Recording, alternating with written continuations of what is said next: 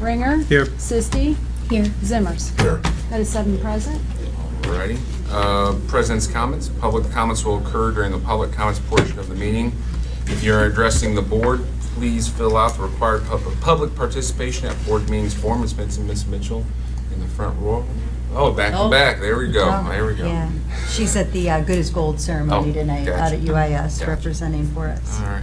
Well, President's comments. I enjoyed going to Springfield High's play, or musical, I should say. Footloose. Took the whole family there on Friday night. Saw Miss Moore working away there. Miss Sisti was there with her family also. It was always a great time. Good turnout. So, yeah, had fun.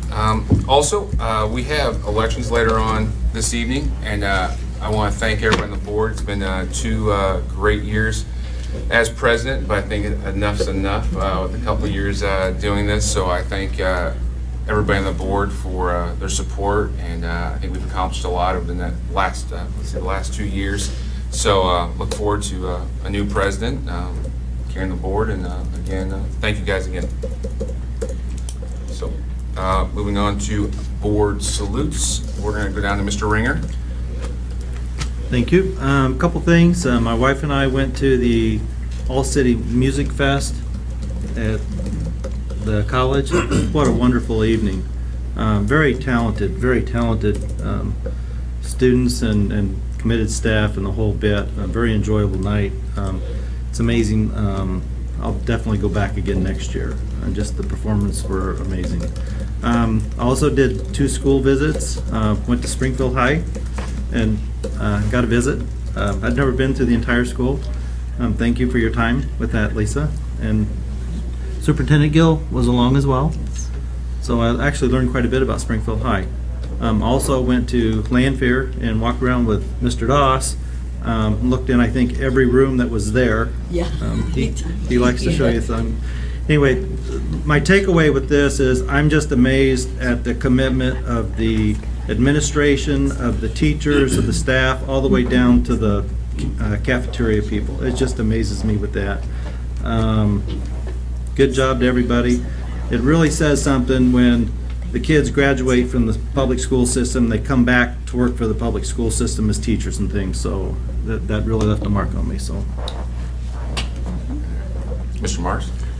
I'd just like to commend President Lopez and and Mike Zimmers for their leadership over the last 2 years. I too also had the pleasure of attending the all-city band choir. It's the first time I ever was, and I will tell you that if you do have the opportunity, it was really amazing. A lot of talent, and I was really blown away. And we're talking about from the middle school all the way through the high school. So I would encourage anybody, if you haven't had the opportunity, put it on your calendar for next April. Thank you. Ms. Johnson. Okay. Mine are peripheral. First of all, I attended the Advanced Illinois. They have an evening symposium, and they had a discussion about how the Rockford school system and the community work together. It was a very, very informative conversation, and I think it's something that we should look into. I think there were people from the Springfield Chamber there, but I think it's time to maybe sit down and have another major conversation about how you work together to keep people in your community, to educate them so they want to stay in your community. And Aaron Jared has done a presentation at LUDA before, just in the last year, about that as well. Okay, well, this was pretty well. I mean, it was an excellent presentation. I think they taped it, so maybe somebody might want to watch it. I had lunch with board member Sisti and board member Moore at the Pregnancy Care Center luncheon at Northfield, and that was a very interesting event. I thought I really enjoyed it. So I thank board member Sisti for inviting me. And at this time we've had 2 passings that I feel this board should recognize. Mr. Rudy Davenport, who was the community leader involved in NAACP, He was the catalyst for our back-to-school stay-in, one of the catalysts for our back-to-school stay-in school program that is run through the NAACP. He worked on the Race Riot Commission, the Citizens Club. His funeral was held last Saturday. And he had 3 children go through the system. He was just a wonderful, nice man. So many people have described to me that he was such a nice man, and he was. He was very concerned and encouraging. He was encouraging to me as a school board member. We also lost Miss Gloria Hale. She, I can remember she told me when she first came to Springfield, she applied for a teaching position. She has a master's degree and all that good stuff. She couldn't get hired on in this district. Could not get hired on in this district as a minority. We have made great strides. Strides under Miss Frankie Baker Brown in improving the numbers. But if you go back years when people could not get jobs in this district, she was one of the good ones. She ended up working with the back to school stay-in school program, and she was an asset. So those of you who are sitting here who have been in the district for a while, those of you who are sitting here who have parents who worked in the district, your parents were a part of that process that kept minorities from getting hired, and that was truly unfortunate. So I hope and pray every day that we move beyond that, that we have come a long way. We have a long way to go, but if you don't cooperate and if you don't give other people a chance, then you got a problem. Everybody should be given a chance, a fair chance, to show their abilities when they've earned a degree. So those are 2 of my favorite people, and I would ask that we just do a moment of silence for those 2.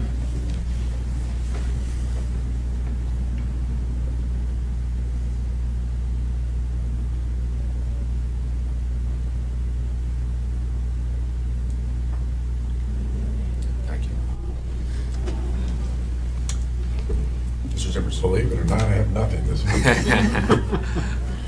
I don't have anything.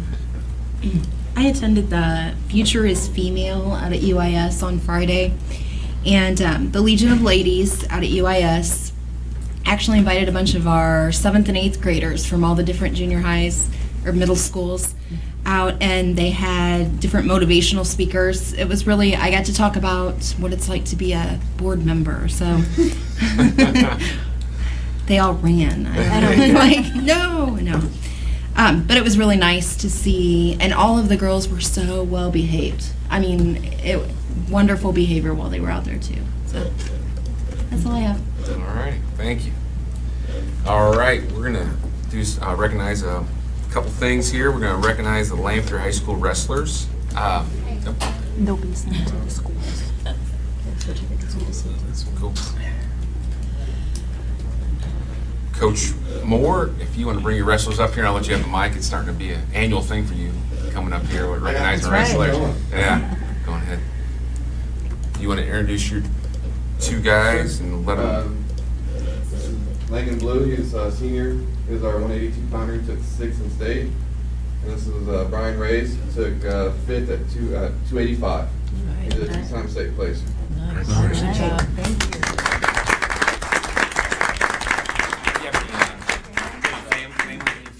In the crowd, anything like No. Well, we appreciate you for everything you've done. No, I'll call you all my family. So nice to meet you. So you going on to wrestle somewhere else? You going to wrestle somewhere else? I'll be wrestling at football. Okay. And you're going to go somewhere else? Milliken? Very good. Congratulations. Very good. They're going somewhere. They're going somewhere. Yeah, good. Excellent. Congratulations. Congratulations. The side of the table. Yeah. Good job. Yep, thanks a lot. Thank you. Thanks, guys.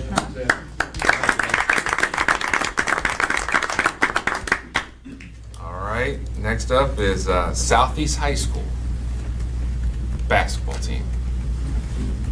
Hey, do you believe we are celebrating them receiving the 2nd place? Yes. All right. Have them come on up. If you guys want to start right on the side there. I feel like we should be playing some kind of music right now. I know. They've got their medals on. Nice. Come on all the way across there. Even I got a medal out of this.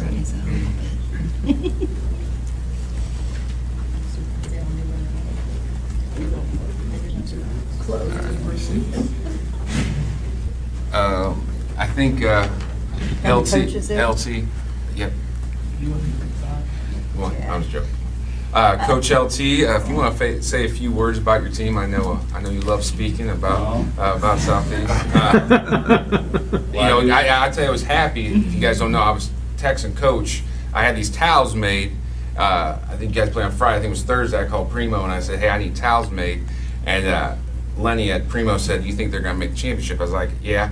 So when I got back on Friday, I went and picked up 500 of these towels, and I know I got some there, and I was texting the coach that I was proud of you guys. It makes us look good, and like I said, it makes us proud that I'm a Spartan too, and I got to wear a jersey. You know, Coach Shanklin was my coach too, so I'm proud of you guys and what you guys do for Springfield. So, Coach is old. He didn't have any hair then either, and I'm starting to look like him. So again, guys, thanks a lot for recognizing, being great for Springfield. But LT, I'll let you take over. Oh no, you're fine. What you said was fantastic, and it was a joy. The season was a joy ride, and these kids, they really put the work forward. They had a tremendous year.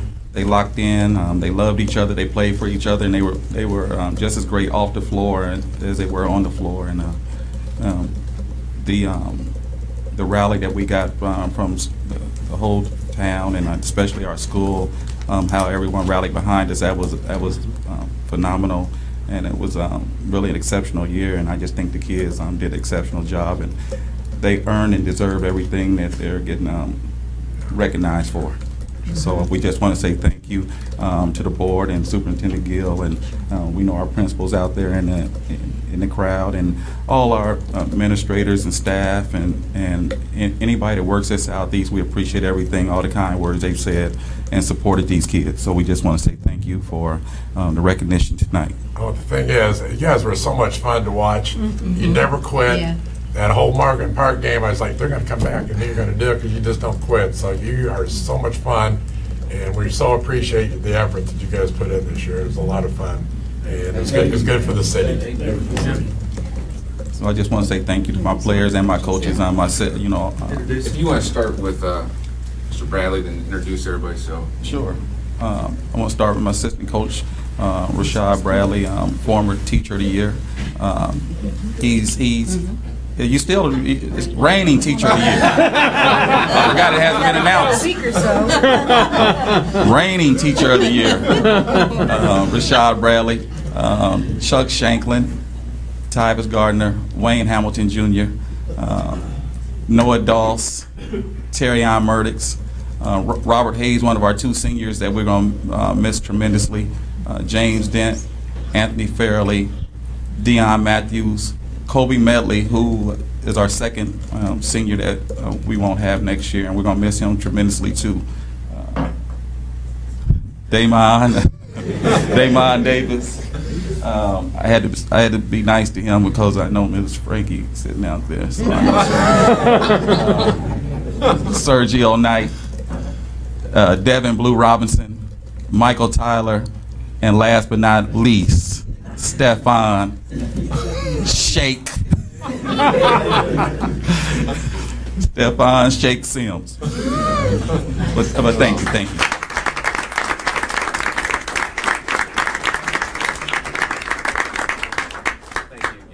Thanks a lot.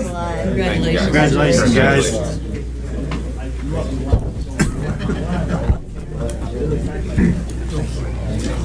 Thanks, everybody. You're welcome. Thank you. Congratulations. That's awesome. Appreciate it. Congratulations, thank you. Hey, Mr. Bradley, congratulations. Oh, soon enough. All right. That's right. 2 weeks of the luncheon.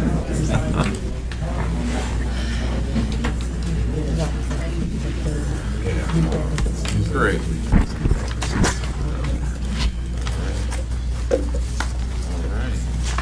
So hopefully we do some of these with all our track stars coming up and everything like that in the spring. So, all right, moving on to old business. Do Do any board members have any old business?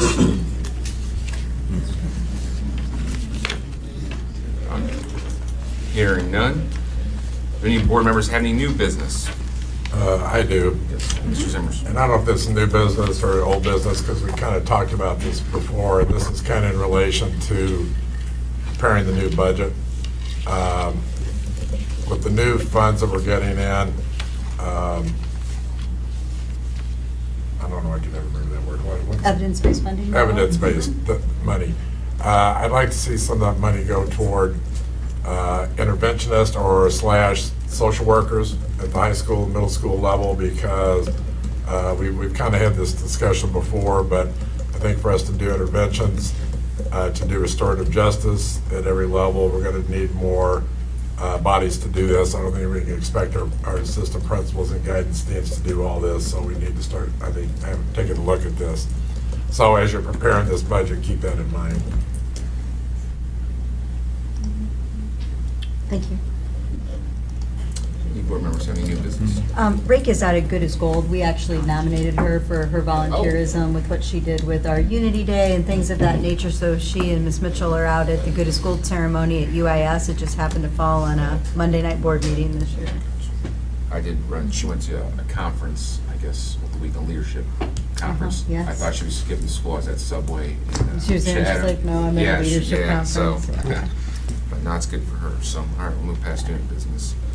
All right, we do have one presentation, UIS Center for State Policy and Leadership Community Survey results. Superintendent Gilpin. Okay, yes. Mr. Racine, if you'd like to come on up and join the podium. This is David Racine from UIS, and he helped us by doing a survey out of the University of Illinois Research Office on the public opinion of our schools, our future facilities plan.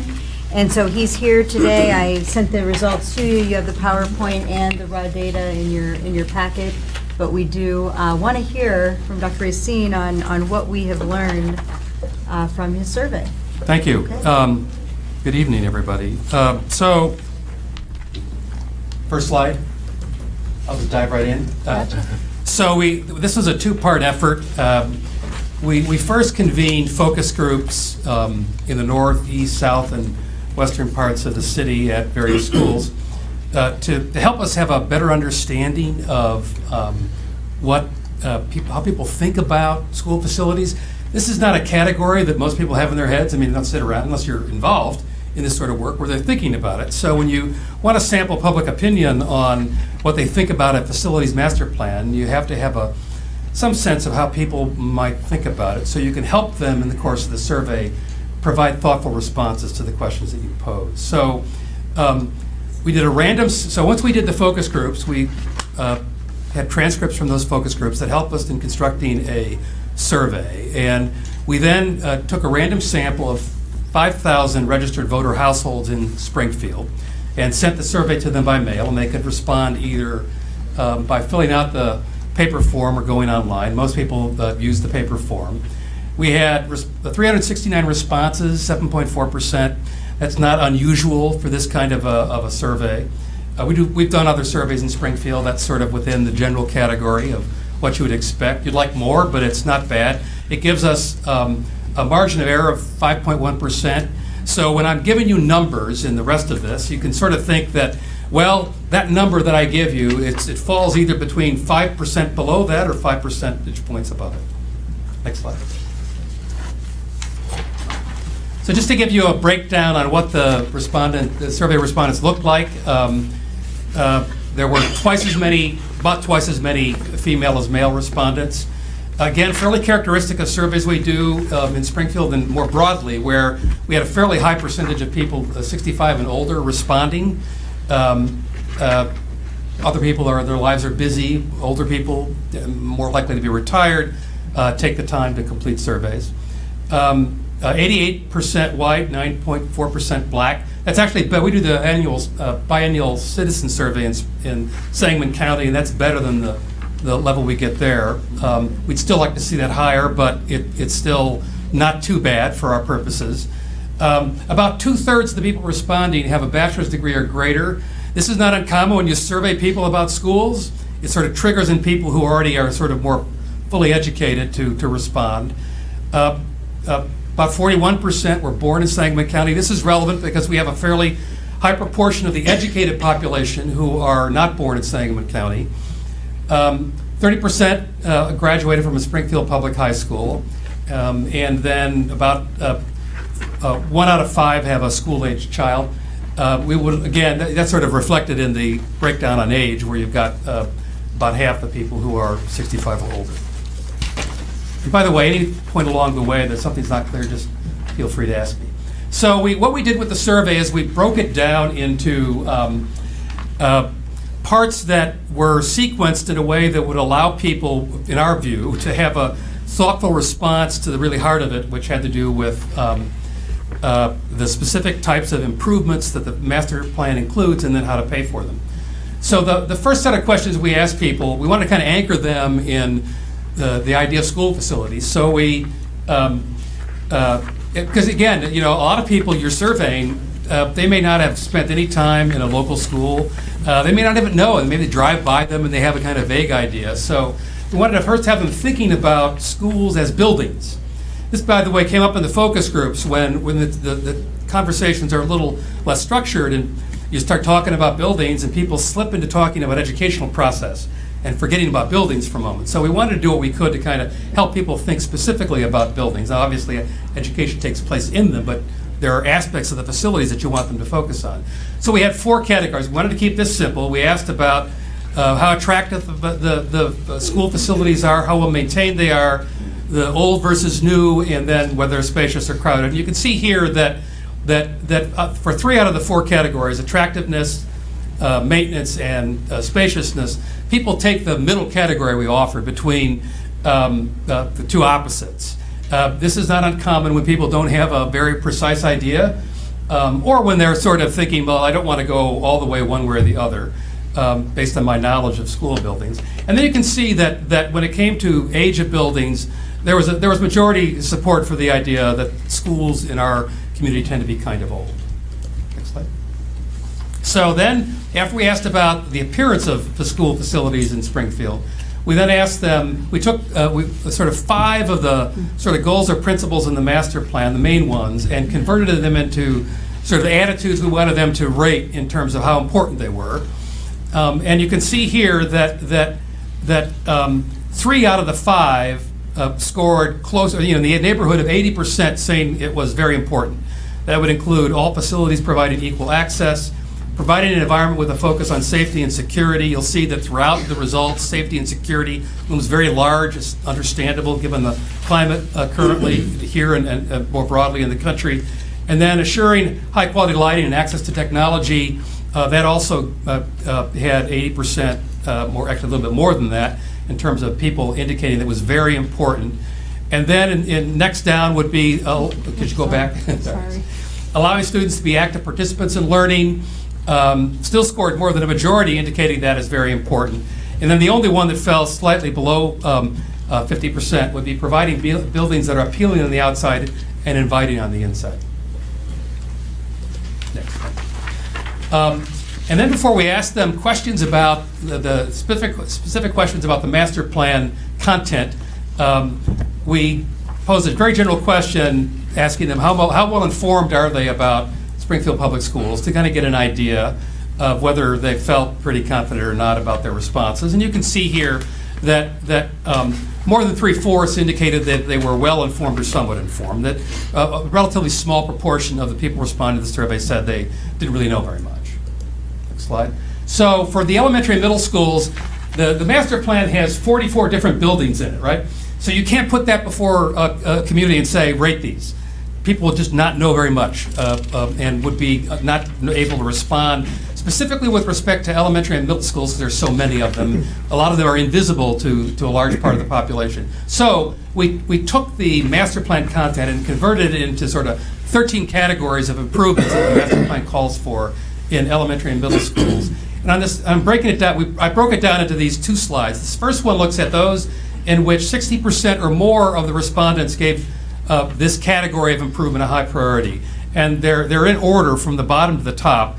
You can see that, again, as I indicated a moment ago, making sure every school has security features to promote student and staff safety, scored close to 80%, indicating that to be a high priority. Upgraded heating and cooling and lighting systems was next, followed by add modern classrooms to replace the mobile units, improve and upgrade plumbing systems, and replace school buildings in too poor condition to renovate, and then replace roofs too costly to maintain. All those are sort of very obvious sort of facility things that with the exception of the classrooms, may not be directly related in people's minds to what they think of when you ask them about education. So they're building things, right? You have to have good buildings. And then improve accessibility features for all students. Still got above 60% saying it was a high priority. And then provide additional educational spaces to help children acquire skills for the future. This is very specific to education. That also was over 60%. And then in this next category, those that are less than 60%, although most of these are more than 50%. 4 out of the 5 are more than 50%, indicating it's a high priority. And in all cases, by the way, throughout the rating of elementary and middle school facility improvements, you have a vast majority of people saying either it's a high priority or a medium priority. Here you can see that improve and add classrooms for learning together, promoting collaborative learning, got close to 60%. Every school with an adequate gymnasium and spaces for physical education, again, just right around 60%, saying it's a high priority. Assure that every school has a cafeteria suited to the number of students, over 50%. Likewise, over 50% for making facility improvements for pre-kindergarten, for children in pre-kindergarten. And then resurfacing parking lots and sidewalks was the only one out of the elementary and middle school ones that had less than 50% indicating it was a high priority. So now we're going to go on to high schools, where you can ask specific questions about the high schools, because people will have some general awareness. The newspapers will cover the high schools. We just had the 2 sports teams come in. People pay attention to the news. They'll have some general idea about the schools. And again, this is all the high school categories. They're ranked from the highest priority one to the lowest priority one at the top. And you can see here that the first several, one gets above 50% for high priority. That's renovating Lanford and Springfield high schools. The actual response, the actual item for that in the survey is longer, more descriptive account of it. But that got more than 50%. And then making health, safety, and other improvements at Douglas came just under 50% in terms of a high priority. And then they start to fall down. Modernize classrooms and auditorium at Southeast. Repurpose the Wanless building for non-traditional and truant students. Building an auditorium at Lanphier. We're still talking about relatively high percentages of people indicating either a high or a medium priority. Then it begins to fall a little bit when we get into the athletic area. The 4 final ones are all having to do with athletics. Except for the last one, they all get, when they combine high priority and medium priority, they all get more than 50% response from those who answered the survey. Only building new competition fields on the west property received less than 50% for that. And you can see that the high priority only got a little over 10% from the people responding to the survey. And then, so after we've taken them through this part of the survey where we are giving them specific questions about what's in the master plan, we ask them, this more general question, what do they think of is the condition of Springfield Public Schools adequate, before we're getting into asking them about paying for facility improvements. And you can see that a majority indicated that no, conditions are not adequate. I have a question. Yeah, sure. In the tool that was used, was it specified physical condition? Yeah. Okay. It was about the buildings themselves. Right? Okay. Yeah, it was not. You're right. Good question. So the question was. It's not in okay. general. Yeah, it's about buildings. Well, I know that, but no, I'm asking if that's how the question was phrased. Yes. Okay. And then we asked to us when doing this kind of a survey. This is sort of the kicker question. We asked them, all right. So we've talked about the master plan. You've given us your point of view on it in both general and specific terms. What do you want to do? Do you want to move forward now, or do you want to wait? And you can see that the vast majority of people indicated they'd like to move forward now. And then then finally we get to the last questions. So they spent this time in the survey thinking about buildings and the content of the master plan, at least in the way that we delivered in the survey, and now how to pay for it. And so we asked, the first question was asking them whether they support the 1% countywide sales tax that increase that's possible under state law for facility improvements. And you can see that again, the vast majority of people either strongly favor that or just favor that. So that's a pretty high percentage supporting the countywide sales tax increase. Recognizing the question was phrased to indicate that Springfield will get some portion of that money, since it's countywide. Next one. And then we asked them more specific questions about how they would prefer to see improvements paid for. And what you need to, we gave them basically two options, a sales tax increase or a property tax increase. Then we asked them, all right, would you support either one of those choices? Would you support both or neither of those? And you can see here, got the math. I didn't add it up on the slide, but I can tell you here that when you take if you take sales tax increase with either option or both option, which covers sales tax increase, all those three choices on the survey do, that represents 68.5% of the people responding to the survey, favoring that mechanism, being receptive to that. And then if you throw in property tax increase as a preference, the total percentage of the responding population who favor the use of one or the other or both is 77.9%. Again, pretty high. So you can see that 77.9% is not a lot lower than the 80.2% who said we should move forward now. Now, I don't know, I haven't looked to see, by the way, whether they precisely match, but it's still a pretty high number, so there's going to be a lot of overlap in that. Questions? Yes. When you had your focus groups, how well were they attended? And were there other things discussed beyond formulating the survey questions with those groups? Yeah, so yeah, we had good attendance. I think there were 37 people who were invited, and we had 32 people participate. They were healthy discussions. We have a script that we follow for our focus group. So there were a set of questions we wanted people to address. They were all in the context of school facilities.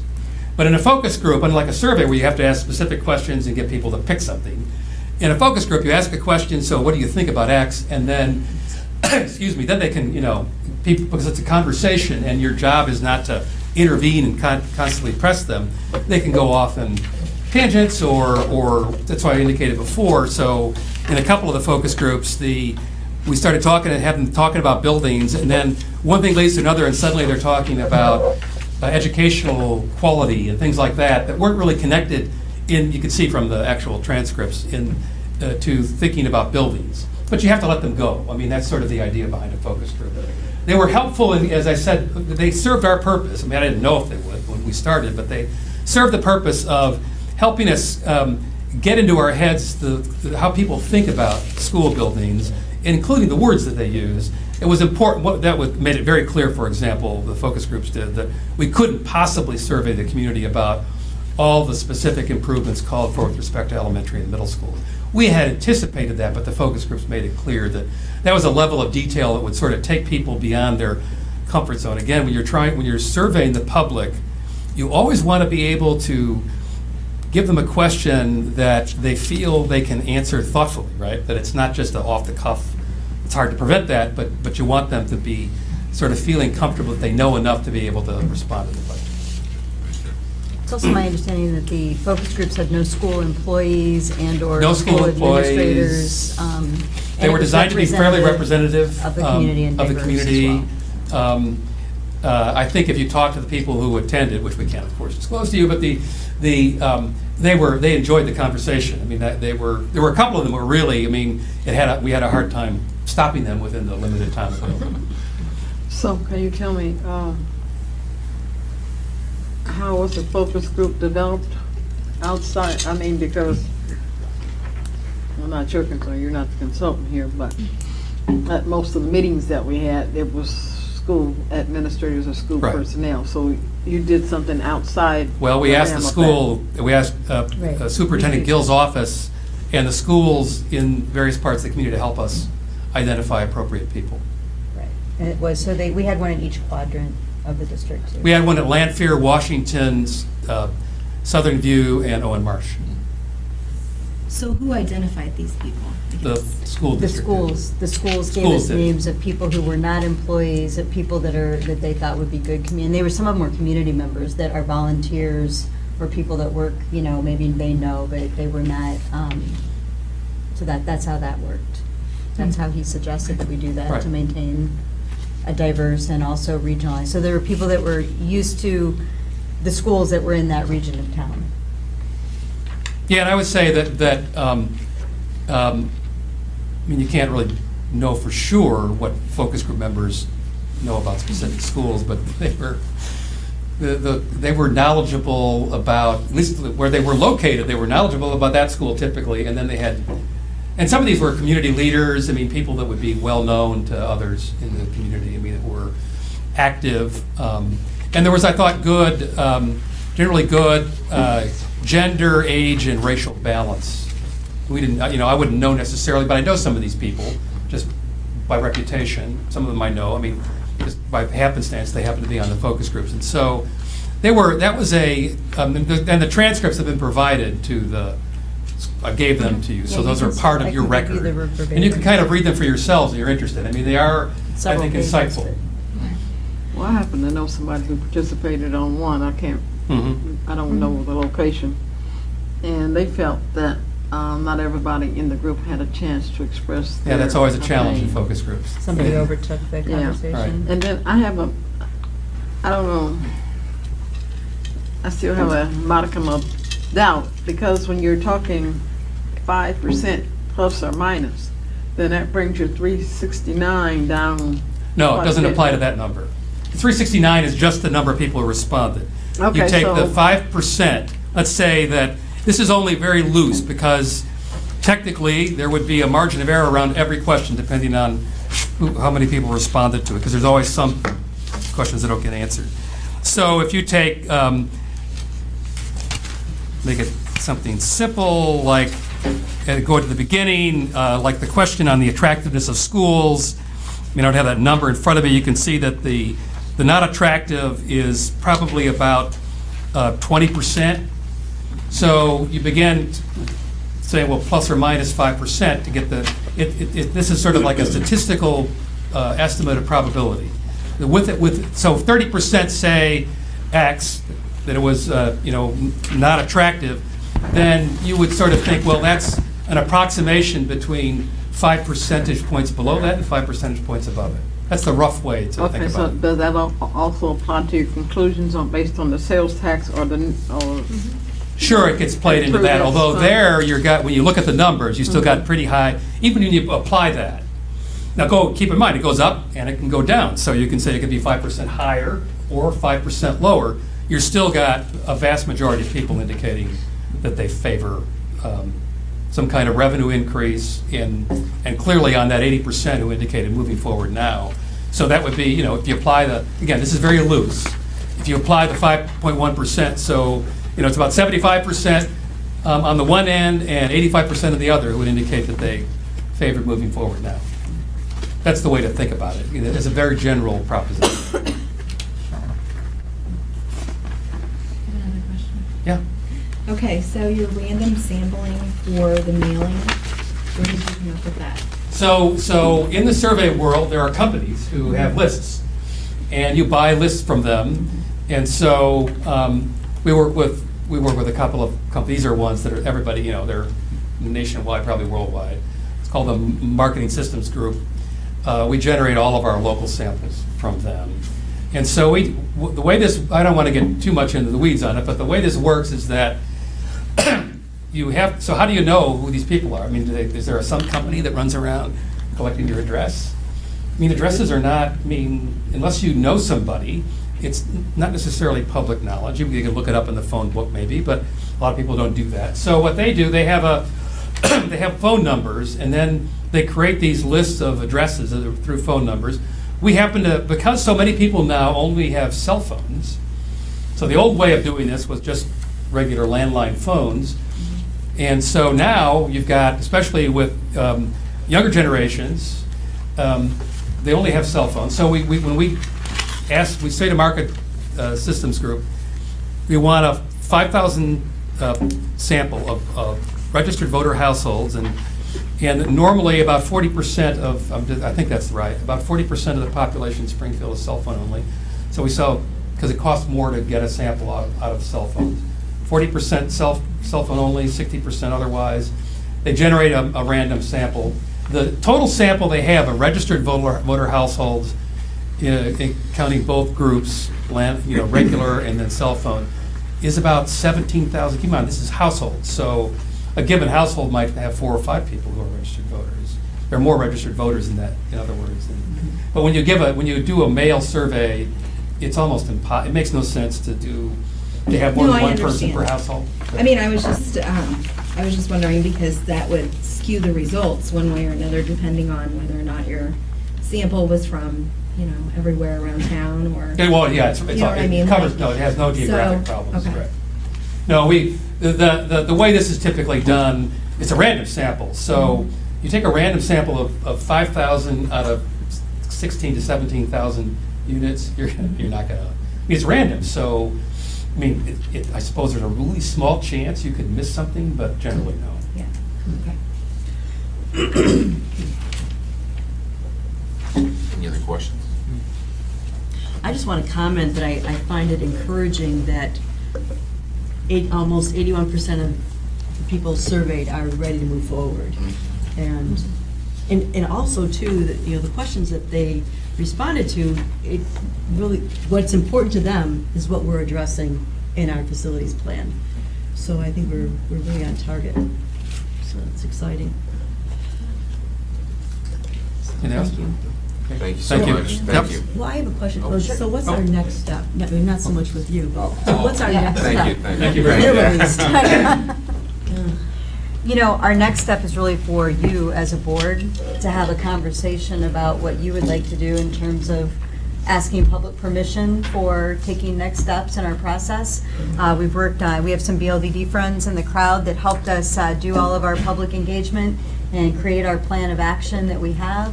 Daryl has worked great with the Health Life Safety Survey, and we know those things that need to be done first. I think the big thing that we need to keep in mind is that we want to spend every penny toward our preferred future for our facilities and not spend money on things that we need to really handle in a different way through replacement or remodel or something of that nature. So as we move forward, we are going to have to address our health, life, safety needs. There's a 10-year survey, and we have to get those things completed. So we're going to need to address those and understand whether or not we want to move forward with a larger plan of action. As you know, the entire plan was meant to be a 20 to 25-year plan of action that would cost like over, $300 million. So, you can't do that overnight. But it was interesting that the survey, what the survey showed in terms of the willingness to fund the project. I know it's a small sample, but it's one to at least listen to. And so the board really has to, take the next step as a whole. You need to have, open session conversations about what you would like to see happen, and if you feel like you need to move forward, we can have people come in and speak to us about that, about how to put the resolution on the board agenda and how to move forward. Yeah, it would be important to have more of a discussion. I mean, it would be outside of this forum. We would have a special meeting. We could have like a another facilities committee. I envision us prioritizing the work. Right. Like what would be important. Because then we would know. What to address first. And get the exactly. Biggest what kind of money bang we for want to buck. have. Yeah. Right. Okay.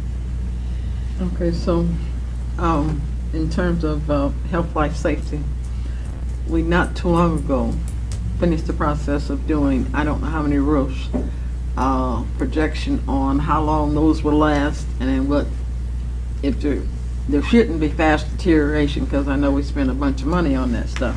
So, those kind of things we need to know now before anybody starts deciding on the priorities of what's going now. What we have done under health, life, safety, Sure. and update.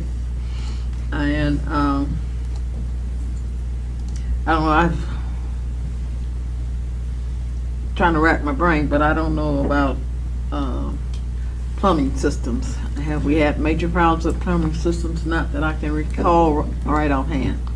other than the water fountain situation? Well, we've done, since 2009, 2010, we've done, help me out here, Joe, 68 million worth of work. Upgrading HVAC and plumbing systems. And that included roof work, and so there's some roofs that do need work and some that do not. Okay. So the average roof with lifespan is 25 years. Okay, so when a lot of that work was done, I'm sure that I'm probably the only one who was on the board at that time, okay? So I think that I would ask for the next meeting that you provide a list of the work that was done under health, life, safety, and like maybe in the last 10 years, okay? Yeah, that's- in terms of roofs and whatever plumbing situation you've got, so they can begin to get a knowledge of what we have done and think, as they think about how they might vote that we go along with this plan. Well, and I guess in addition to that, we know that over the next 10 years, there are certain health, life, safety issues that have to be addressed. So along with what's already been addressed, what needs to be addressed in our facilities over the next 10 years, because I think we've mentioned a $98 million expenditure over the next 10 years. So, you know, to see what's been completed since Ms. Johnson asked the original question, and what is going to be laid out over the next 10 years with the original $98 million that was proposed, if the numbers are right. Agreed. So, for instance, at our middle schools, I don't think there's any, like Franklin Middle School, for instance, I'm not sure what's been done to Franklin, but there's no conversation anywhere in our plan of tearing that down or not having that be a school. No. The only suggestion at that school was to add on to the cafeteria and add some replace more. classroom space. Same with Jefferson and Washington. So any health by safety that have been done in those schools would be sound and good decisions because we're maintaining those buildings. However, at Laketown, we're operating with mobile, like air conditioning units in the We're still windows. using We're not, window air there is controls no at, Hazeldale central air there. and There's a Laketown. lot of work to be done with health, life, safety. So is that the best spend, or do we need to look at how we can replace that school with a existing, newer facility in the same area? So those are some of the questions that we have to wrestle as a board about first steps, next steps. And I think that information that both of you requested would be great information for you. And I think we did some work, was it at one of the schools, and actually we put more work into that school than that school's probably worth. I think we're getting to that point in some of our schools, what's come down, the HVAC systems. I mean, That was kind of what held off with the Laketown and Yes. Hazeldale decision at the time. They were ready to be. That was the next step on that. was that a couple of years ago we talked about putting a whole new Correct. HVAC, and it was going to be when worth more than Mr. what was- Lemming was. Yeah, When Mr. Lemming was. Interim. yeah. So, so yeah, that would be an example of that, of evaluating those facilities and whether or not And I think if go along with you, you can see the breakdown, because I know when we first came on the board, I mean, it was like $250,000 and the school wasn't worth that or something like that, some crazy number, I can't remember. Actually, it'll be Close. more than that. More than that. There's HVAC systems in both of those. You're a lot smarter than me on that stuff, so. Well, wasn't that part of the reason we decided not to house students at Wanlis and Pleasant Hill, because the buildings were deteriorating and it just cost so much to, Or one part of one list for sure. Yeah. Right. That I, was- and I know that talk about the sales tax, BLD's here, correct? yes. Got a question. Rachel. On the sales tax, how many referendums were on the springtime, and how many are set to go, if you guys know this number, in the fall of going forward? Do you know that number off the top of your head? I know I'm putting That you on the would spot. probably be more of a steeple question, Yeah. but We could try to get that, I don't have that. Okay, so just the board kind of knows. I think Steeple could probably come and do a good presentation on for that. you on that. We could do something like that. We know that local communities such as Jacksonville and Decatur and Champaign have all been able to pass the sales tax and rebuild their facilities, Yeah. whether they were newer Great. additions. Perfect. I have a question. Certainly. So with, we've got the 10-year health, life, safety survey that we've just completed. And I know that when BLDD went through all the buildings and assessed them, that was taken into consideration, what had been done, what needs to be done. So in prioritizing the work coming up, do we have to follow what's on the health, life, safety? Like, what if we reprioritize things? There are some things that we will have to address before the, you know what I mean? There's some things that have to be done. There's a time limit on the 10-year health, life, safety that was done. Those items, there is a time limit on that, and we're coming down to probably needing to ask for an extension. Okay. They're usually 3 to 4 year process. So those are items we do need to address, whether there's a sales tax or anything. We do need to address those. The other items on the second list, the larger number, those are things that were found in the study and things that we do need eventually. We have some roofs that are coming up for aging, and parking lots. If you've been to Franklin, you know them, or Lindsay. Yeah. They get some wear. I will tell you, the road to Lee is also falling in again. I just said that. I wish, well, I don't know. It's not our road, I realize. I was going like, I was doing a good driver's Right. test out there the other day. So, I think too, the sales tax has nothing to do with us being able to sell bonds too for health, life, safety. Joe, do you want to speak to that a little bit, how we've handled health, life, safety items in the past? Right. Those aren't the large ticket items, these are the roofs, the window, whatever. Right, we have the option of, selling health, life, safety bonds, which we'll have to do for the, for the list of what we have, and then And definitely our debt Daryl said, structure is everything is comes up, in a right. good place where we can do that. We We can have do plenty that. of room.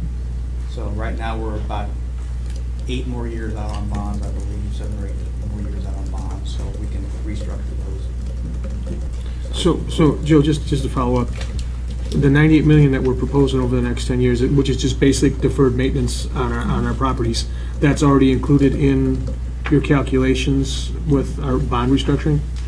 No, we it's haven't not- done it's not. anything. We would have to prioritize all of, that's part of the prioritization. You could say, some of this is for the big master plan, some of these things we want to just take care of over here and get those out of the way, because we know we're not going to replace those buildings. We're going to keep utilizing those buildings. So things like tuck pointing and things that you have to do. Thank you. One thing before we move on, this is way off, but since we're talking about structures, Southeast High School, inside the gym, that paint is like coming off inside the gym. I didn't know if we're gonna look at that. I watched 1450 highlights, and it was just, Is that Mr. where Wynn, are we planning to paint inside? Because it just, I know Mr. Wynn, you know. Well, I'm just saying, if we can get that, just, I was in there like, wow, that looks bad. We'll check it out. Painted, probably painted 4 or 5 years ago, but there was an issue with moisture it starts to flake, and then wear and tear. Yes, south end, The concrete really side. wraps around there. So, All right, Mr. Williams, we gotta take care of it for you. All right. We're gonna move on to Treasurer's Report. Ms. Gill. Mr. Basco? President Lopez, members of the board, the district ended the month of March with a cash balance of $9.9 million in the bank for all funds. Earned interest for the month was $25,500, and interest earnings year-to-date are $388,000. Also, at the end of March, we had a total of $9.78 million in investments. Within the last week, we've received $2.1 million from the state, so we currently stand at roughly $3 million behind. Now, is that part evidence-based funding and part categorical recovery? The evidence-based funding is coming in approximately $200,000 additional every 2 weeks with our general state aid payments. And then, so that's not included in that 2.1 million. Okay. The But we second haven't seen categorical is categoricals. included in that, as well as 1 month of early start funding. So we're all caught up through, almost all the way through January at this point. Okay. Can't believe I'm saying that's good news, but it is a little bit. It's just not what you're used to. It was good news for the transportation fund, because if we hadn't gotten it within the next week or so, we were going to have to tap into our line of credit for that. So And we have not tapped into We have not your tapped credit into our yet. line of credit at all. That's excellent. For this time of year, that Yes, feels good. yeah, 'Cause we're ahead of the game. even though it's cold outside, it is nearing the end. Right. Thank you. All right, 6.2 FY18 amended budget summary. Superintendent Gill. Mr. Basco, we did provide a budget summary for the board. Yeah, so since we've since we know what our state funding is going to be, we've pretty much wrapped up the amended budget and know where we're going to be for the year. So I'll just briefly go through a few funds. In the ed fund, we expect a surplus of $926,000. That's up a little bit, $114,000 from our original budget of $812,000. Revenues are going to be $124 million, an increase of about $2.7 million. Money's up a little bit at the local level, mainly interest on investments, which we increased $100,000. Other line items decreased $45,000. That should be increased $45,000. State revenue, as I said, we know evidence-based funding, that increased by $1.1 million.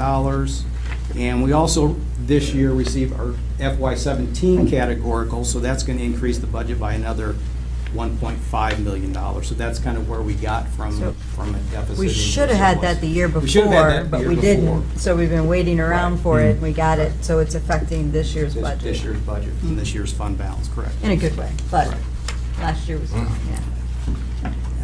And federal revenues are holding basically steady. They decreased a little bit. On the expenditure side in the ed fund, we've got about $2.6 million in increases. Regular $2.6 million of that was for salaries and benefits based on the negotiated agreements. A few other line items where we had costs. Insurance went up a little bit. We had some costs due to educational increments of about $600,000.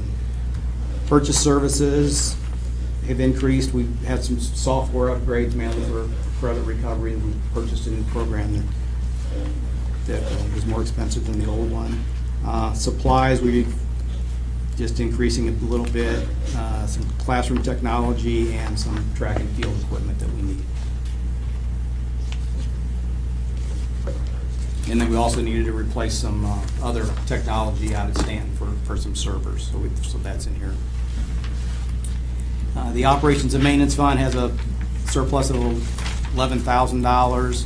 That's down to $73,000, and that's really due almost entirely to the increases in salary and benefits with the negotiations.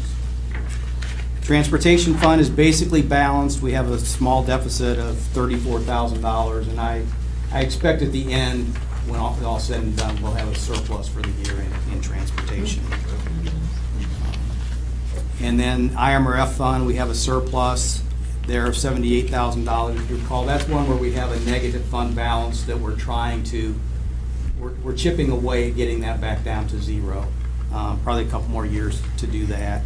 And then the tort fund, we have a deficit there of $200,000, but that's one where we really have more money in our fund balance than we need. So we're trying to actually lower that money and push that revenue up to other funds.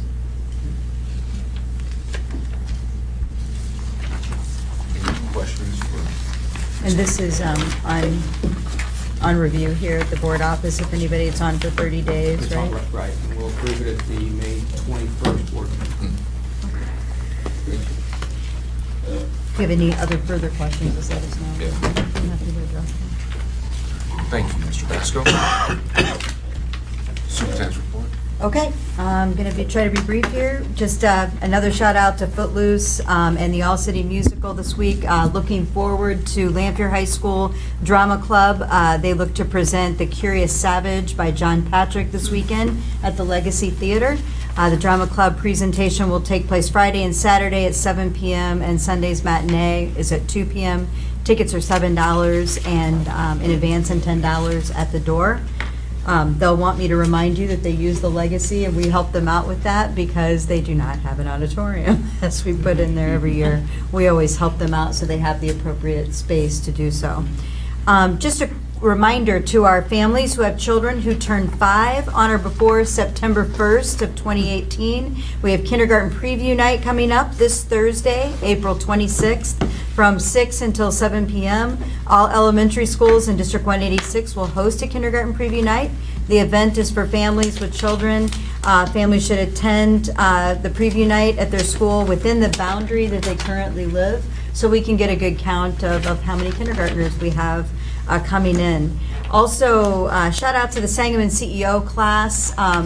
Mrs. Grove wasn't at the board meeting tonight because she went over to the Sangamon CEO Shark Tank event to represent the district. They happened to have it on a board meeting night, but there were many of our students from across each of our 3 high schools presenting their Shark Tank ideas as a part of the CEO program, and that was held at the Bank of Springfield Center downtown. So that was an exciting night for our Sangamon CEO.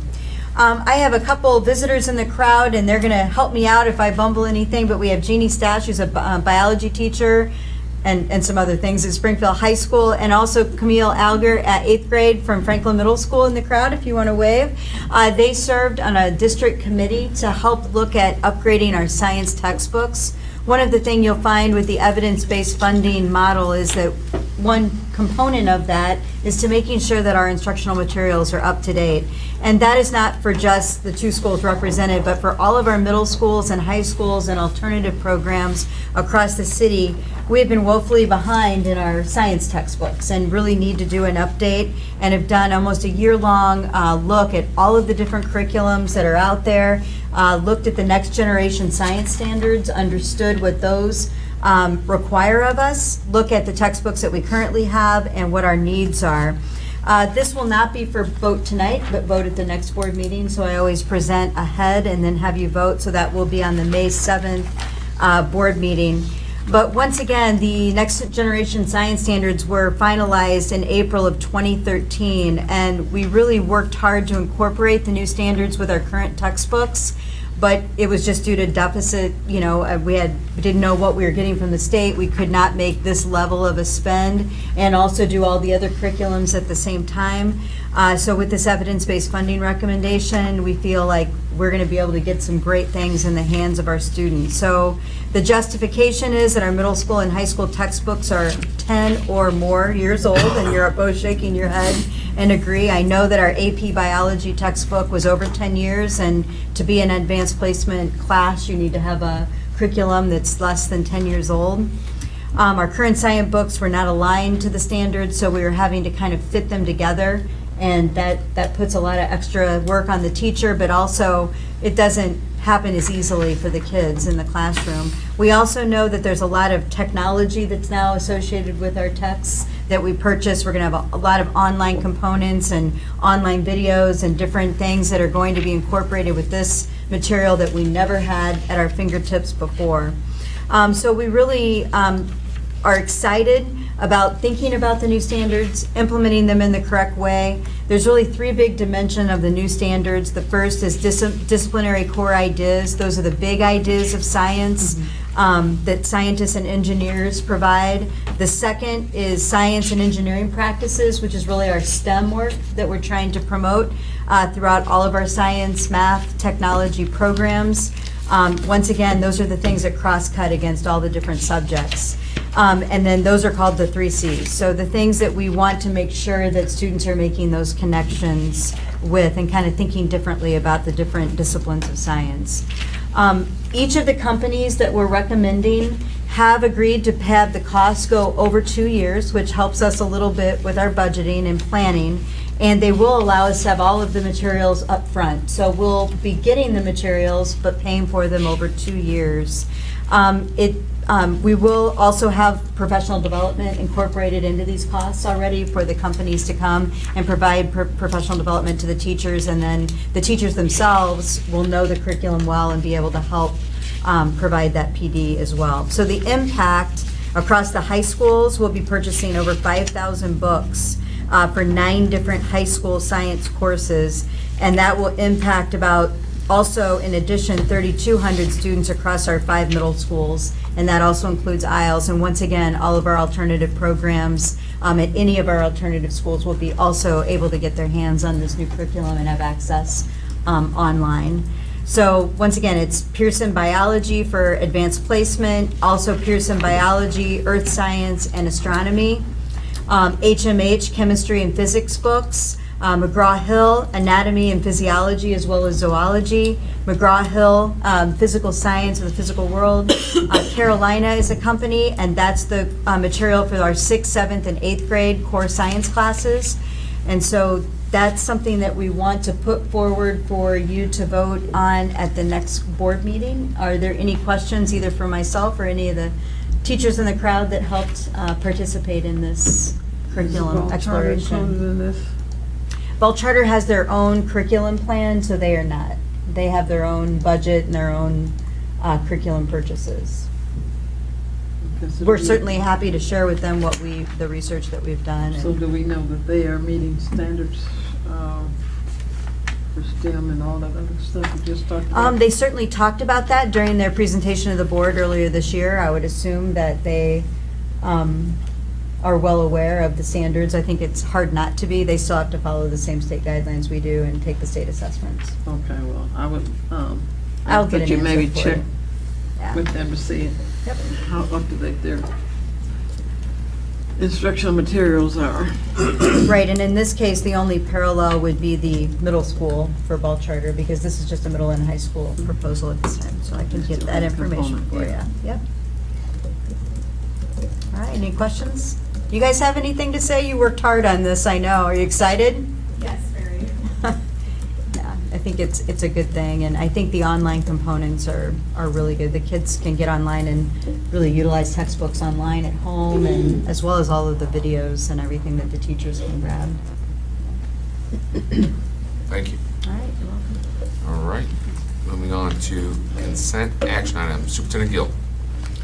President Lopez and members of the board, I recommend approval of consent action items 8.2 through 8.10 as described in the corresponding resolutions. Have a motion? So moved. Second? Second. Discussion. Yes, I had a question on item 8.8, the approval of the agreement with Equal Opportunity Schools. And I'm not comfortable voting on this right at this moment, at this time, because we don't even have the results from how we're doing this year. And when you say results, can you define that a little bit for me, what you're looking for? Because if we wait for the AP test, that'll be mid-summer. Right, but we will know by the end of the school year, though, how many students took the exam. Okay, it was one thing to increase the number of students taking the AP courses. It would be nice to know, do we have many students drop AP courses in the second semester? And how many are taking the test too? It's one thing to take the course, but we want them to be testing also, to getting that rigor of the test. Do you have any numbers on how many have signed up for the AP test at this time, Mrs. Morrison, or do you want we can get that at the next meeting? Because they've signed up already, because the tests start next week, so some I can of them. get the numbers when we get ready to present, but 246, the focus was because of the community partnership that was willing to pay the additional $15 for all those students. There's 246 that fall in that category, but there's still more taking. That's just our underrepresented group. Right. So because of this work, the Community Foundation came forward and agreed to help pay for any student whose total fee wasn't covered, and they provided over $7,000 to this endeavor, and that covered 296 students signed up for the test, and we actually have paid that amount, and they will be getting the opportunity to take that test completely free of charge. And there are many other additional assessments that are being taken well beyond that across all 3 high schools. I think the work is also much more than just about signing up for the advanced placement class. And I know, Jeannie, you teach AP Biology. How many more students did you have in AP Biology this year than in the past? At least one full class, if not 2, and it's looking possible to be about the same numbers for next year as well. And then of taking the test, I mean, where are the students kind of in feeling that out? I personally usually have a pretty high rate of kids that take the test. I know that's not the case for everyone. I know that the tests are really daunting and really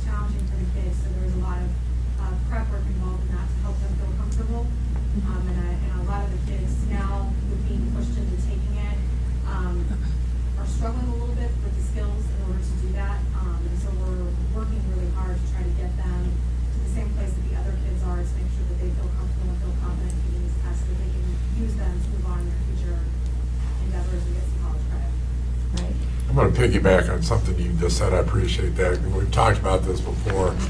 I'd also like to see some data around the number of middle school kids that we're bumping up levels. Because I think it's too late to wait until they get to you to say, okay, we're going to suddenly bump you up to an AP class if they have not had any experience at middle school of bumping up. And I think we really need to keep track of that, because I think that's going to help high school people when they start doing scheduling to know which kids are already kind of have moved up that have previously not been on the high track. So I'd like to see those figures also. How are we increasing that at the middle school level? And I think the work that we've done with equal opportunity schools, it's about kind of providing that equitable opportunity. So some of that is just the preparation programs that some families are able to provide that we are now being able to provide during the summer through a pre-AP summer school class that students can take. And Sheree, I know we have full classes loaded, ready to go for the summer, and we did that for the first time last year.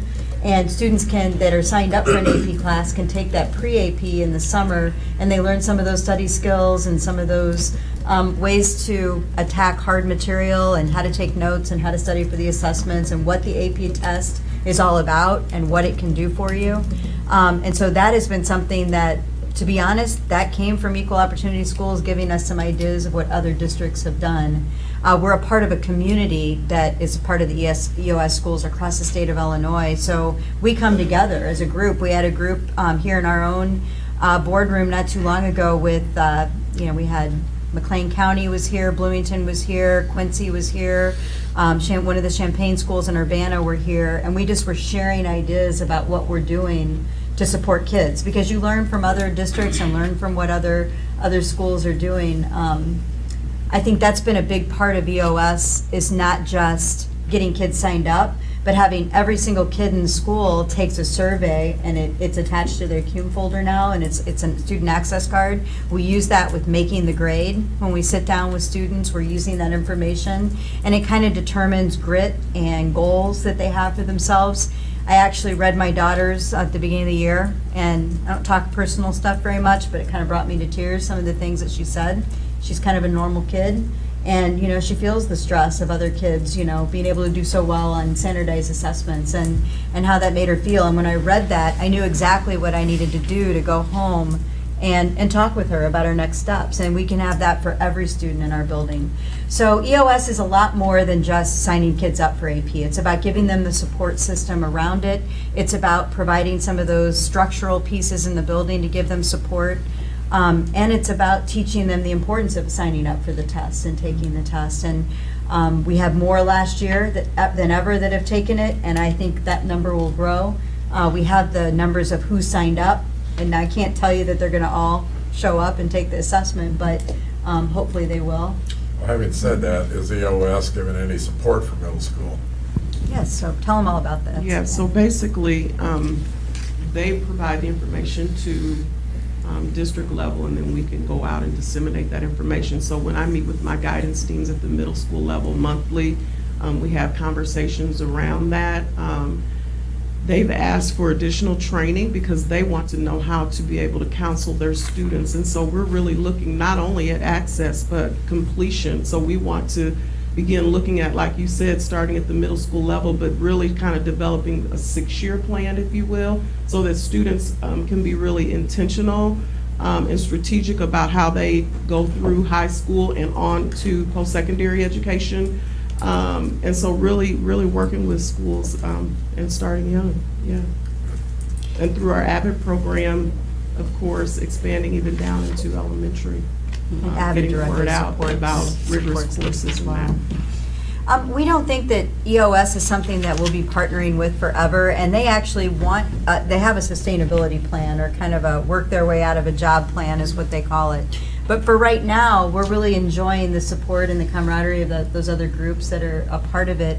It's just a little under $24,000 per school to get all the materials and all the online tools that we have at our fingertips. It's an actual thing that you can go online and grab information and grab tools, in addition to just this notion of signing kids up for the class. We could do that on our own, but we've learned from EOS. They've been a good professional development partner alongside us. And we think that the conversation around equity is an important one to keep at the forefront. Very much so. Is there a reason why we're voting on this now? You know, can we? It's an ongoing partnership for I know one. that, but Right. we're voting to spend $73,000 tonight, when I don't feel like, you know, I mean, the information you're providing right now is all great, it's wonderful, but, you know, there are other questions that we have that haven't been answered. You know, and, you know, are we getting, and we are, it seems like we're getting value for our money, but are we meeting the goals? You know, what goals have been set, and how well are we achieving those goals? Well, I would say the goal is to close the gaps, as they have been with Achievement for All, and I think we are closing those. We're expanding programs in terms of adding additional courses in AP district-wide, looking at trying to provide equity at all the schools so that we don't just have a number of courses at one school and not at the other. I had a student call me last week and said, you know, he's advocating for himself, and said, you know, why should I have to drive across town to another school or get on Skype to another school to be able to take a class? I deserve, you know, that class in my building, and I had to applaud him for advocating for himself. We don't have any minority teachers teaching AP district-wide. We don't have any department chairs that are minority teaching classes district-wide. So it's helping to start those kinds of conversations district-wide so that we can get access not just for students, but for our teachers as well. It's allowed us to expand our vertical AP professional development for teachers. We had that last summer. We went out to Washington Middle School, and they invited us to a parent night, and I was able to go and share information about AP. There's a host of things in terms of, you know, the list could go on in terms of how EOS has sparked this work. And so it's not just about the numbers and the fact that students are asking to take the AP test, and whether they score 3, 4, or 5, studies have shown that just the rigor alone of being exposed in those classrooms is going to help them when they go on to post-secondary education, that they will have experienced that rigor now instead of later. So, I mean, we can always look at numbers, but you can't place a value on that when students haven't had a chance to have access. Can you talk a little bit about, I attended a session with you at Lampier High School, and I know they've done it at the others as well, but I happen to have firsthand value, where you actually had students in AP classes come around the table and share their insight, and we had Kia Franklin, the EOS representative, there that day, and she found it to be very powerful. We've met with student groups, like you said, making the grade. We've called first-time AP students out and just talked to them about what it's like. So it's really giving voice to the work. It's giving student voice to the work. We've had training with the principals. We've had trainings with assistant principals, deans, administrative interns, our ISS members. I mean, we've been busy working. And cross-district. Yes, just sharing the information and just getting the word out about what AP can do. So if we don't have EOS, all of those tools that we're using are not at our fingertips. Yeah. So that's why contractually, is this the time we need to renew it? Well, I just Because saw it as the move on? continuation, just like we did for AVID and Project Lead the Way just a couple weeks ago. We just didn't get the information until, and we did that right before spring break. Had I gotten it right before spring break, that would have been on the roster for. Now, is Kia scheduled to be with us at the next board meeting? She'll be here May 7th, yes. So she can give us some of the data and pieces of that nature that we. So is it possible to table this to the next meeting? I don't know, is there a timeline, I Yeah, think is is there a what they're timeline? I asking, think, that we have to get it approved? I mean, if we wait until May, I mean, it's not May going to, 7th.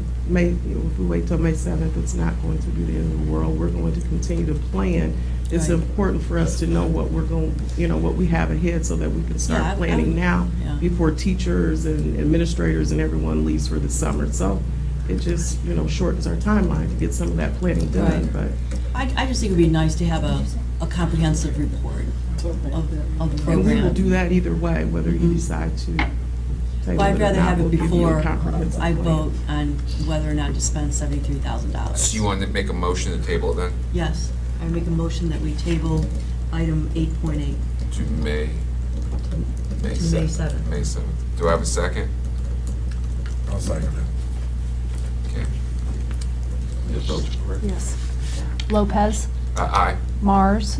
Moore. Aye. Ringer. Aye. Sisti. Aye. Zimmers. Aye. Johnson. No. Okay.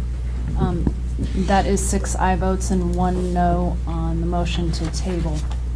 And in the meantime, I will provide a report on the number of people who have signed up for the AP test, and until they happen the first week of May or so, we won't know the actual numbers of who shows up. But we think, most of the people that signed up, they've already paid ahead, so they'll be there.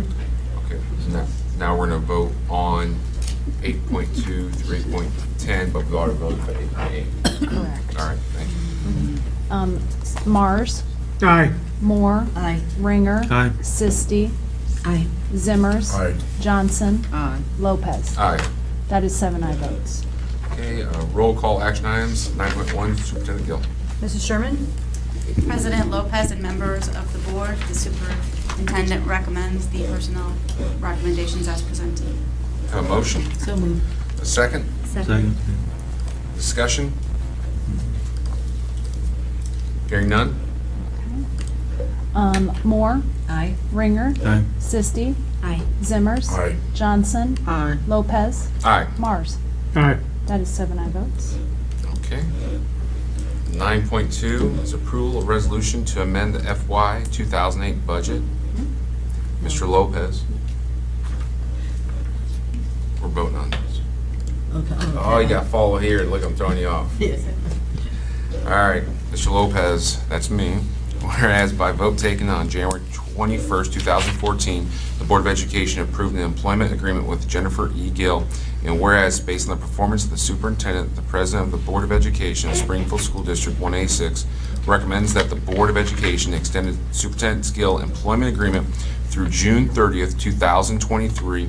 And whereas, based on the performance of the superintendent and other factors, the president of the Board of Education of Springfield School District 186 recommends that the Board of Education add language to the superintendent's agreement that recognizes the amendments to the Illinois Pension Code 40 ILCS 5/16-158, which increased the district's contribution to the superintendent's teacher's retirement system pension. Now therefore be it resolved that the Board of Education hereby extends the employment agreement of Jennifer E. Gill through June 30th, 2023, and amends the superintendent's agreement that increased the district's contribution to the superintendent's TRS benefit under the amendments to the Illinois Pension Code. Do I have a motion? So moved. Do I have a second? Second. Discussion. Well, I say, before we vote, I think you're doing a great job. Keep up the good work. I think we're having the district in a great, positive way, so thank you. I grow every year. There we go. Not high. All right. Ready? Ringer. Aye. Sisti. Aye. Zimmers. Aye. Johnson. Aye. Lopez. Aye. Mars. Aye. Moore. Aye. That is 7 aye votes. 9.3, student discipline, Superintendent Gill.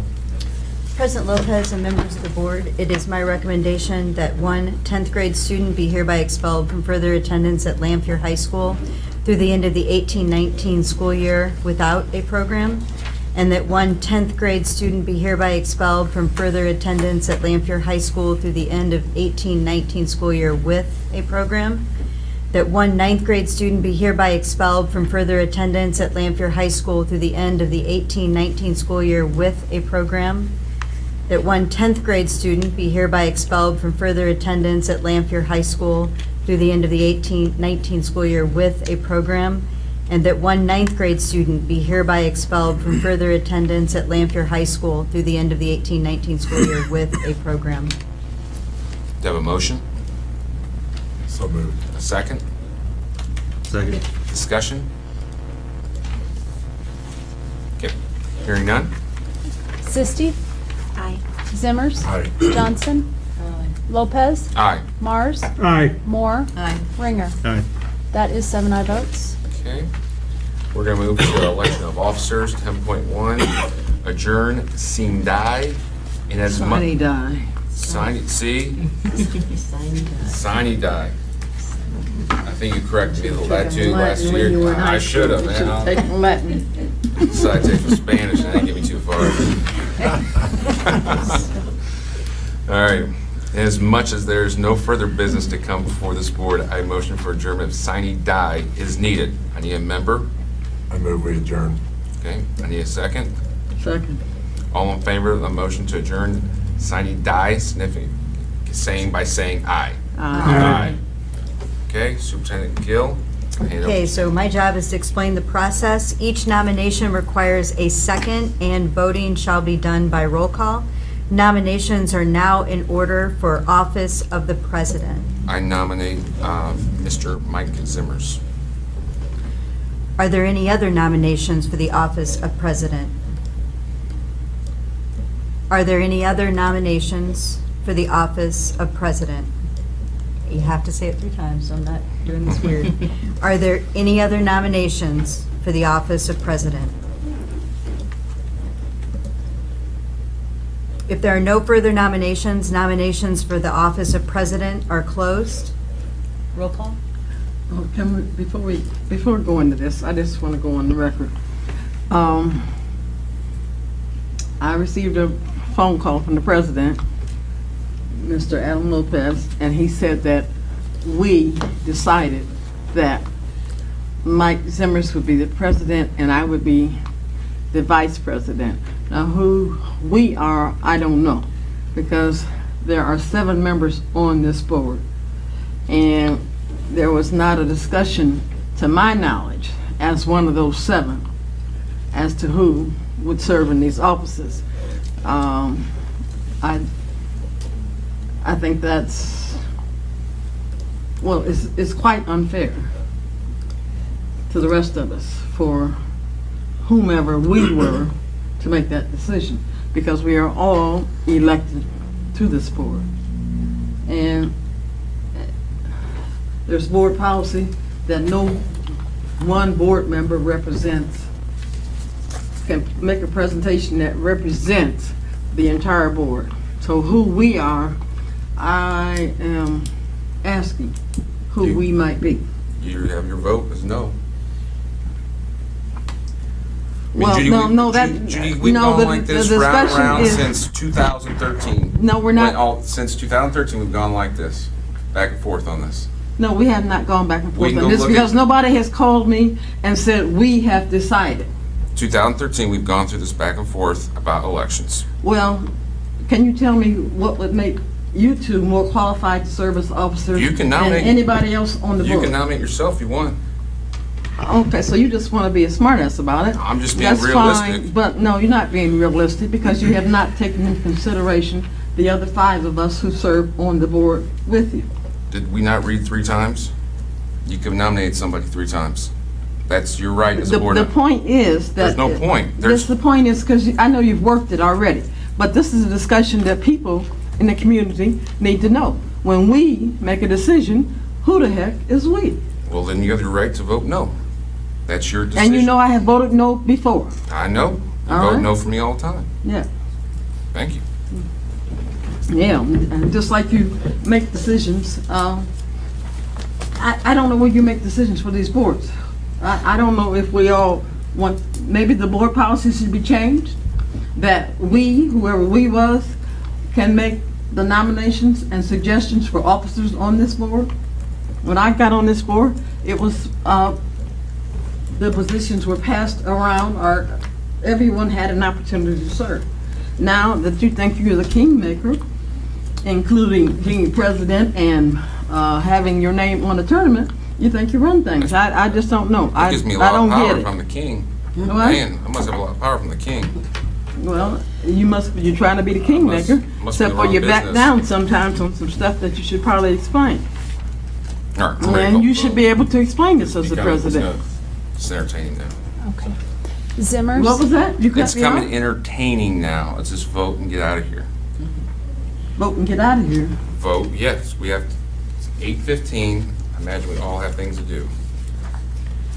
Because we can go all night long talking.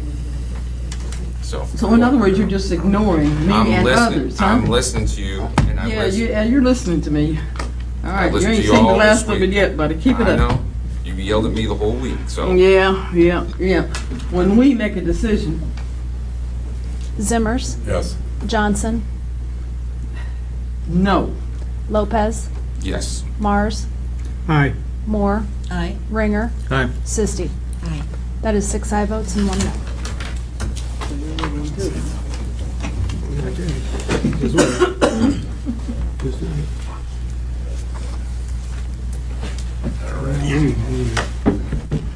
Okay, nominations are now in order for the office of Vice President. Any nominations? I nominate Mr. Lopez. Are there any other nominations for the office of Vice President? I nominate Mr. Mars. All right. Are there any other nominations for Vice President?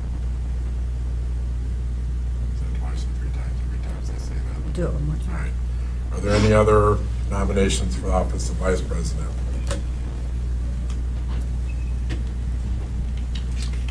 Okay, let's see. There were no further nominations. Nominations for the office of Vice Presidents are closed. Roll will now be called. Okay. So as we go through the roll, we'll, you can just tell me your selection. Yeah. Okay? Everybody understand that? Give them names. Okay. Johnson, Mars. Lopez, Mr. Lopez. Mars, Mr. Mars. Moore, Mr. Lopez. Ringer, Mr. Lopez. Sisti, Mr. Lopez. Zimmers. Mr. Lopez. That is five votes for Mr. Lopez, 2 votes for Mr. Mars. Nominations are now in order for the office of Secretary. We have a nomination. Judy. Are there any other nominations for office of Secretary? Are there any other nominations for the office of Secretary? If there are no further nominations, nominations for the office of Secretary are closed. Then I'll call roll. Lopez, Aye. Mars, Aye. Moore, Aye. Ringer, Aye. Sisti, Aye. Zimmers, Aye. Johnson. Aye. That is 7 aye votes.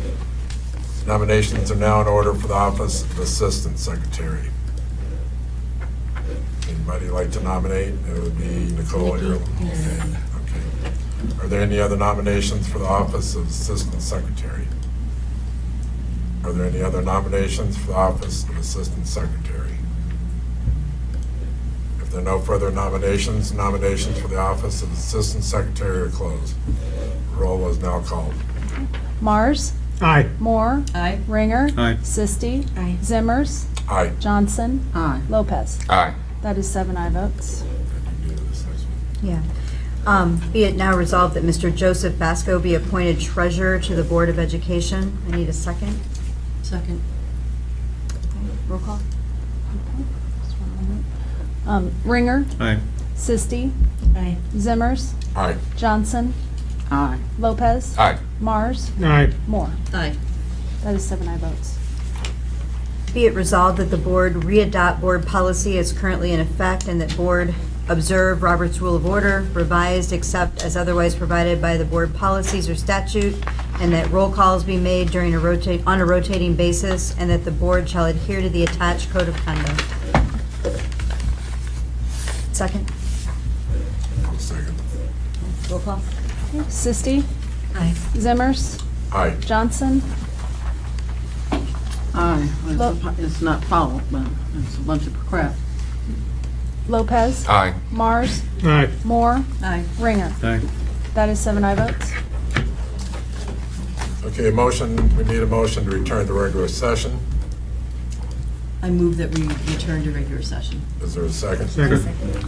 No, we adjourned that. No, because we. No, that was. Did we open it again? Well, we have something Yeah. else. We have a speaker. so we Signing need to open it means back. you're done. No, so we didn't call this one to order. Somebody needs to read the Robert's Rules of Order for real. So can we call the roll? Yes, sir. Thank you. Zimmers, Aye. Johnson, Present. Lopez, Aye. Mars, Aye. Moore, Aye. Ringer, Aye. Sisti. Aye. That is 6 aye votes and 1 present. Okay, basically, this is the end of, unless anybody has anything else of the meeting, we do have a public participation today. Ms. Tammy Golden from the community. I'd like to talk about Southeast safety, so if you'd like to come up, Ms. Bolden.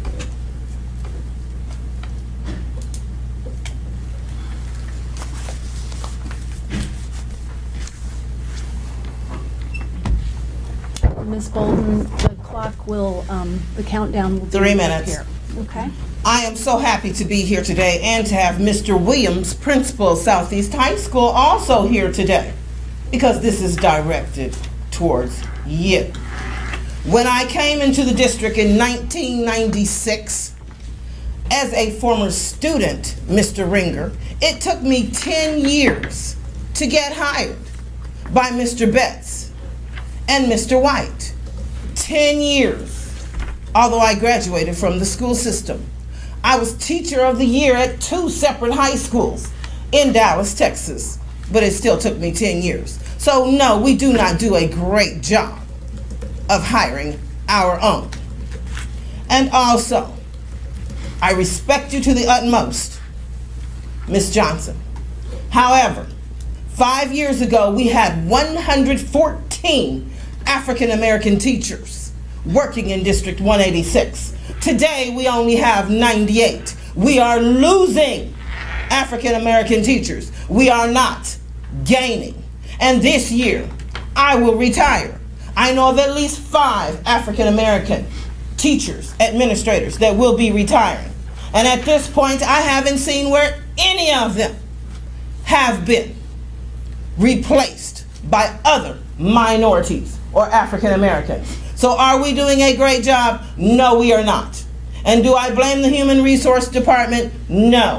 Why would African Americans want to come to Springfield, a culturally not diverse city and school system? It will be very hard to recruit anyone to come here who is a person of color, especially if they see this video. But in 1996, Mr. Betts and Mr. White, they stepped out and hired me to be a coach and to be a teacher. I was teaching at Washington Middle School, loved the school, wanted to stay. But Mr. Betts said, no, Tammy, I want my teachers in my building. You gotta come to Southeast. So I went to Southeast as he instructed, and he was so right. I needed to be at that school with my girls. I was the head basketball coach and the assistant volleyball coach. I needed to be there to help them through problems, complications, issues that they had. And my daughter has a wonderful coach today, Miss Montgomery, who is awesome. She has a great record, 3 straight trophies for track and field, which track and field is what Southeast is known for, which we do not get the recognition that the girls deserve, the most winningest program at the school. But unfortunately, Mr. Williams saw fit not to hire Miss Montgomery to go to Southeast, to play a crucial role, to be in the building for my daughter and other girls. So instead of having their coach down the hall, they have to text her and ask her,